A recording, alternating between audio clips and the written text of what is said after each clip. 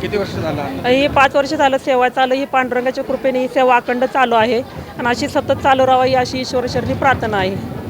अन्न क्षेत्राच्या माध्यमातून भाविकांना कोणकोणत्या सुविधा? सीटमध्ये आपण पहिल्या दिवशी ढोकळा आणि जिलेबी दिली नाश्त्याला. दुसऱ्या दिवशी दूध आणि हरभऱ्याची उसळ दिली, पोहा, उपमा, शिरा. सीटमध्ये बुंदीचे लाडू, लापशी. किती वर्ष झालं परंपरा? ही 5 वर्ष झालं चालू आहे. किती ठिकाणी असं महाअन्नदान चालू आहे? महाअन्नदान 5 वर्ष झालं. ही 4 ठिकाणी चालू होतं, पण यावर्षी एकाच ठिकाणी चालू आहे, इथं बिर्ला धर्मशाळामध्ये. 5 ठिकाणी कोणकोणते 5 ठिकाणी? आपलं शहर पोलीस स्टेशन, संकुल, 65 एकर आणि बिर्ला धर्मशाळा.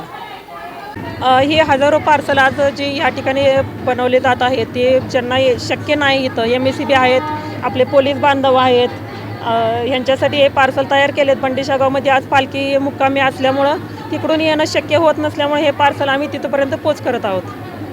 एकादशी दिवशी आपल्या अन्नदानातर्फे काय असणार? एकादशी दिवशी भगर आमटी आहे, शाबू खिचडी, तुपातली शाबू खिचडी आहे, केळी आणि आपलं ताक देतोय.